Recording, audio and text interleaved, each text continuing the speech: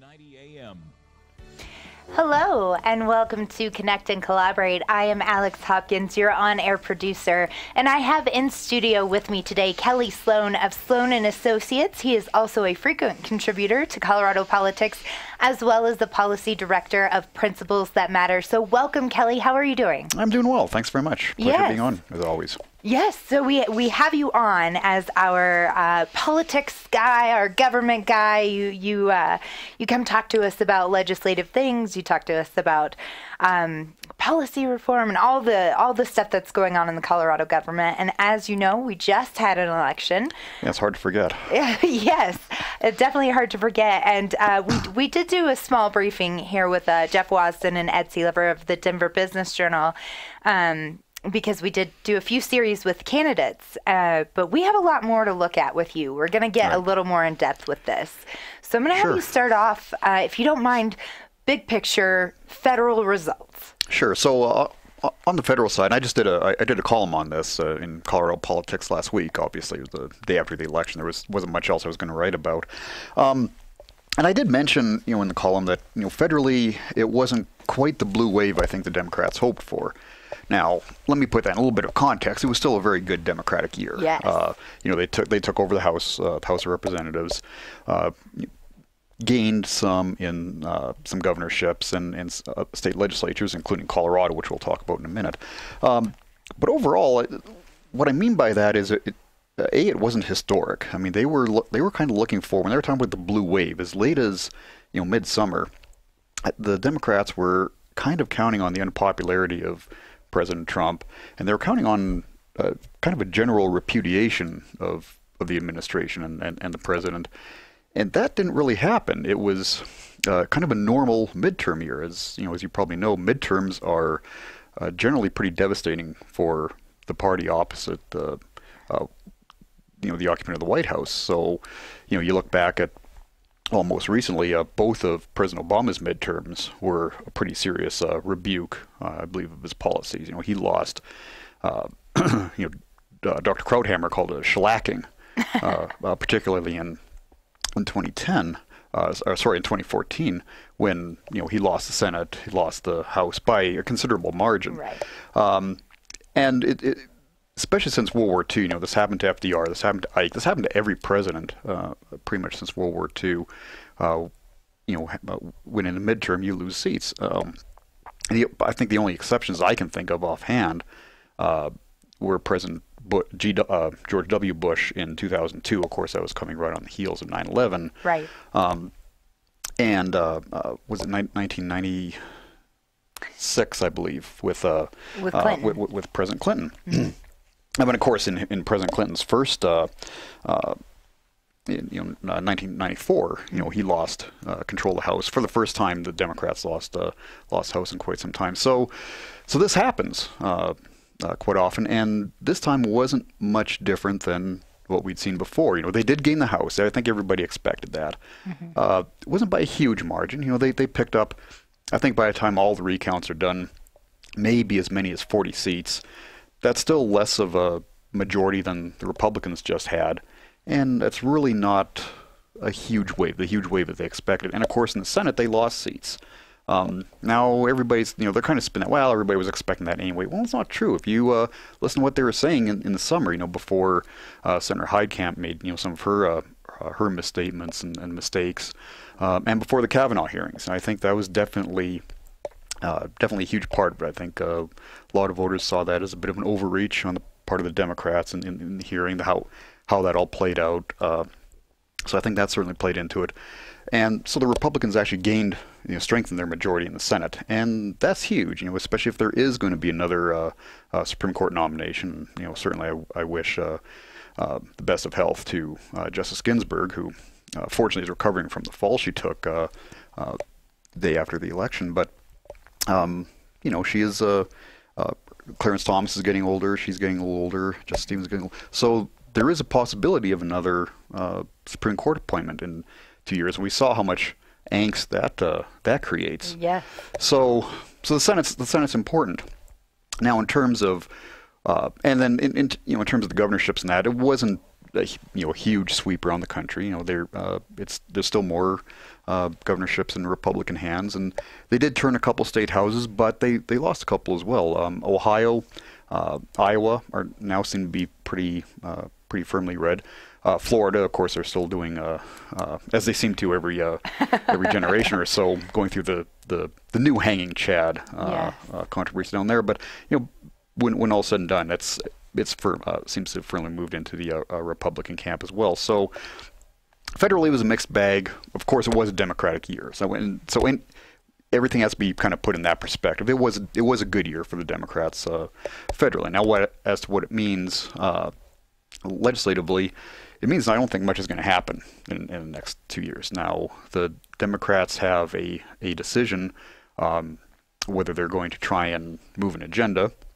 And if they do, it's going to be either stopped by the stronger Republican Senate, even before it gets to the president's veto pen, or if they're going to spend a lot of time keeping the country mired in controversy and scandal and investigations, and investigate the president, other members of the administration, perhaps Justice Kavanaugh, which I don't think is going to play very well with the public, especially in those districts that they did pick up House seats, which are fairly purple, fairly moderate.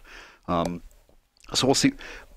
In any event, I don't think we're going to see much legislation carry forward. I don't think the Democrats are in a mood to cooperate with the administration.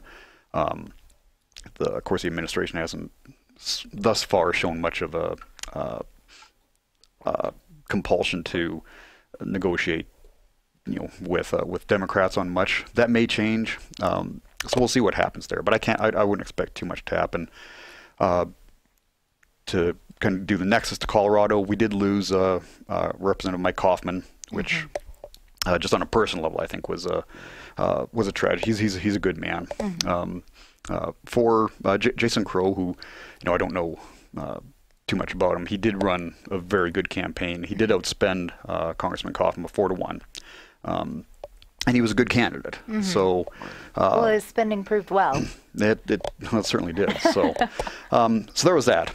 And that's kind of the federal kind of big picture. Yeah. Now, at the state level, much different. Go. It was, you want to talk about a blue wave, this is a blue tsunami. I mean, they got everything, candidate-wise. Of course, the governorship, and of course, this is going to be a far more liberal governorship than we've been used to. Right. Certainly with Governor Hickenlooper, and certainly on the environmental side. Now, Governor Ritter, of course, was a little more of a strong liberal on some of the environmental and energy issues, but not so much on public safety. He was actually pretty good on a lot of the public safety, law and order aspects. Congressman Polis is pretty liberal in just about every aspect. So you have that. Every other statewide office, Attorney General, Secretary of State, which was a surprise to a lot of people. I think that one was probably the biggest shock for me too, actually. Yeah. Wayne Williams was unprecedented in his ability to reach across the aisle. Well, he was, and he won or earned the endorsements of most clerks and recorders, including Democrats. I think every major paper in the state. That and of course Treasurer. I think that just was just from reverberations from the top of the ticket. I agree. Well, I'll talk about the financial element here in a minute, but there was so much money and so much effort expended by Mr. Polis to win that governorship. I think that just translated down to going straight D down the ticket, including for state senate. Now, of course, the state senate flipped. It's now in control of Democrats, and they've expanded their majority in the House as well. Republicans are now down to 25 seats in the state House. So, however you look at it, candidate-wise, in Colorado was a very good year for the Democratic Party. Ballot measures were a little different. Go ahead. Well, yeah, I was just going to say, I agree with you there. I do believe on the candidate side, I think a lot of that is coming from the national, the administration that we're seeing. I think a lot of people looked at their ballot and they thought, I'm not happy with where we are federally, so I need to go straight blue with my local government. And Possibly. I'm excited to see where these new candidates take us, right? I'm excited to see what Jenna has in store. I'm excited to see what Phil Weiser has for us. But I do believe that a lot of that came from people that were over and tired with the federal administration and wanted to see a change in their state and local government. Well, yeah, it's certainly true that Colorado didn't vote for Trump last time, including Republicans. You remember in the primary. I mean, this is one of the few states that didn't where the Republicans didn't back Mr. Trump. The state went for Cruz. So he's certainly rather unpopular in the state, and I think you may be right in the sense that did have a certain effect, especially among Democrats and a lot of the unaffiliated. And of course, among unaffiliated, there were a lot more female voters this year, and women voters, for I think fairly obvious reasons, don't tend not to think too much of the president, at least his personal habits, if not so much his policies. Right. You hear that a lot too. That there's people, even among conservatives, that like the policies, by and large, of the administration, don't like the president, don't like his behavior, don't like his how he carries himself, that kind of thing. Although I will say this for him, he was able to get much higher voter turnout than we've ever seen before, right? Well, that's true. Yeah. And like I said, you look on the federal side, that didn't translate to on a lot of these Senate races, and a lot of these governorships in some traditionally purple states like Ohio and Iowa. So, but Colorado was a little bit different, than a lot of the rest of the U.S. So that I think that did play a part in it. Honestly, I think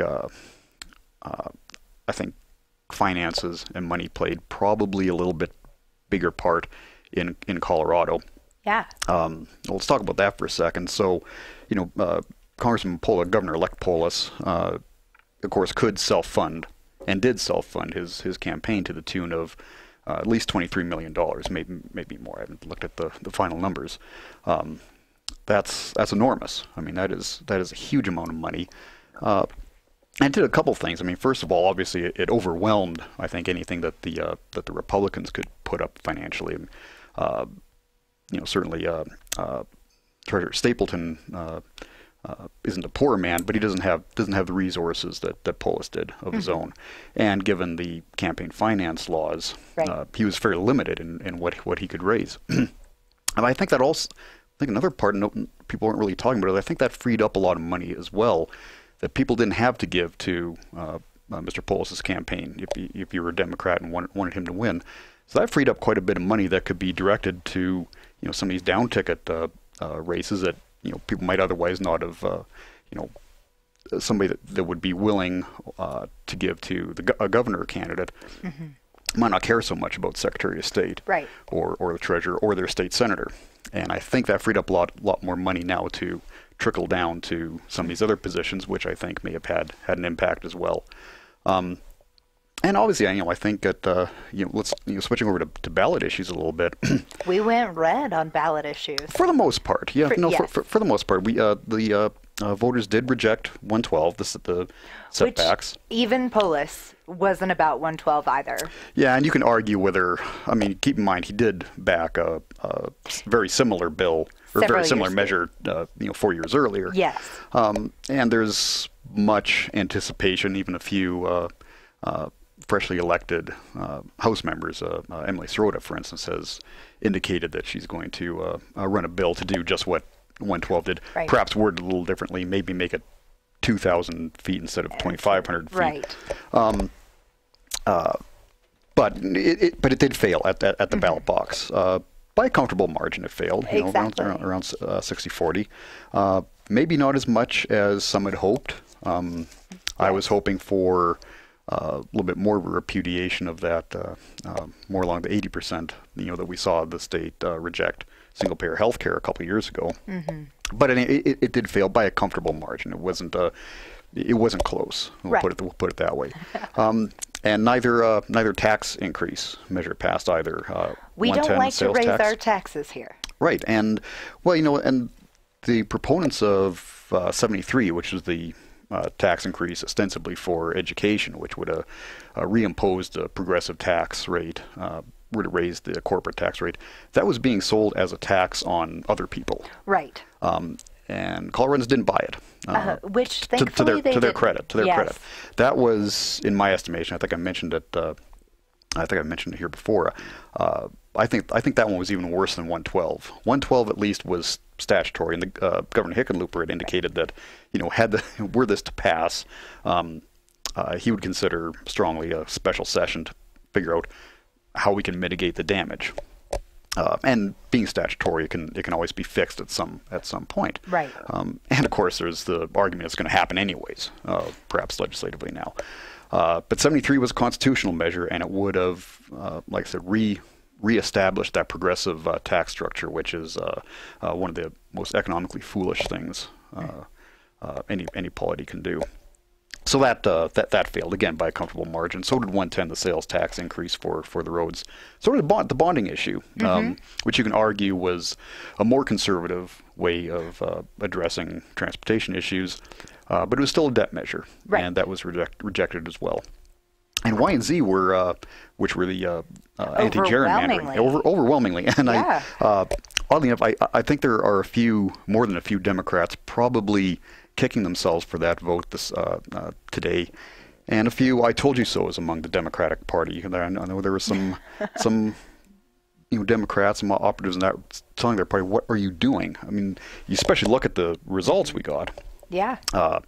They could have controlled the maps for another 10 years. Right. The congressional maps would have been 6-1-1 easily, Democrat. Easily. And the state legislature would have been, they could have drawn those maps to pretty much cement their majorities for the next 10 years. I like to give credit where credit is due to the Colorado voters, right? I think regardless of your party affiliation, nobody likes the gerrymandering. No, and I don't think I don't think this went into a lot of the calculus. Right. Even of Democratic voters, I think they just looked at it and said, "Yeah, that's gerrymandering is wrong." Whether it's with us or same with Republicans. So I mean, looking at it politically. That was a very good thing for the Republican Party. Yes, that those two passed. Absolutely, so, I would agree with you there. The only conservative measure, as it were, that didn't pass was 74, which was the property rights one. That one surprised me, actually. Well, the initial polling had shown it ahead, but again, a lot of it comes down to finances. There are a lot of left-wing groups around the country poured in $4 million in the last 2 weeks to defeat that measure. Really? I don't think I saw those numbers. And about $4 million. And the Farm Bureau, who was the main proponent of 74, they just weren't prepared to counter that kind of a financial onslaught against it, and that paid off. But again, I think that it does show two things. The ballot measures that yes, Colorado voters, for the most part, are conservative policy-wise. They're fiscal conservatives, but they don't like Republican candidates. So there is a disconnect there that the Republican Party needs to work on. Right. There's a lot too. There is an infrastructure problem within the party, and it's not about leadership. We've had some good leaders over the years. We have some good leaders this year, but it's more than just leadership. There's a whole structural issue that has really been around since the Owens administration. And part of it was with the Tea Party movement, we kicked out a lot of the experience. Anybody that had been around before, they were part of the establishment, so they were kind of kicked to the. And I think that's turned around to hurt us a little bit. But a lot of this is philosophical. Conservatism's never been a redemptive creed. It doesn't really offer so much vision. It offers a method by which to contain government, contain the courts, contain some of the more popular social impulses, the more radical ones, that kind of thing. But it doesn't really offer a vision. It's not there to saying here's a program to make your life better. Right. Whereas ideologies like Marxism and even liberalism. They're more fun. They do offer it. They're a little more exciting. They offer kind of that underdog, that that vision that conservatism doesn't. Conservatism is more, like I said, a little more empirical, a little more practical. Doesn't quite have the emotion or the enthusiasm. A little more of the logical side, whereas liberalism plays a little more into the emotional side. Right. Yeah. So there's that. So it is a branding issue that the Republican Party is going to have to work on. Now, going forward, of course, the only real question is, what does this mean for the state? What does it mean for business and so forth? Well, it's going to depend a lot on how the Democrats decide to govern. They do have to govern now, and they're going to own whatever policy they come up with, whatever policies that they enact. Now, obviously, if they believe enough in their in the liberal agenda, they will advance it. But there is the argument that perhaps they will move a little more to the center and try and actually govern. I don't know. I think there is a pretty strong impetus within the Democratic Party right now to move to the left. You see it nationally with Bernie Sanders, the young lady from New York, Elizabeth Warren. Mm-hmm. This move to the left. Even in Colorado with Emily Sirota, who deposed I wouldn't even call my good friend Paul Rosenthal a moderate. He was liberal, but he wasn't liberal enough. And Jared Polis, obviously he was the most liberal candidate in their field for the primary. So, and Phil Weiser as well. So I think you do see a shift to the left.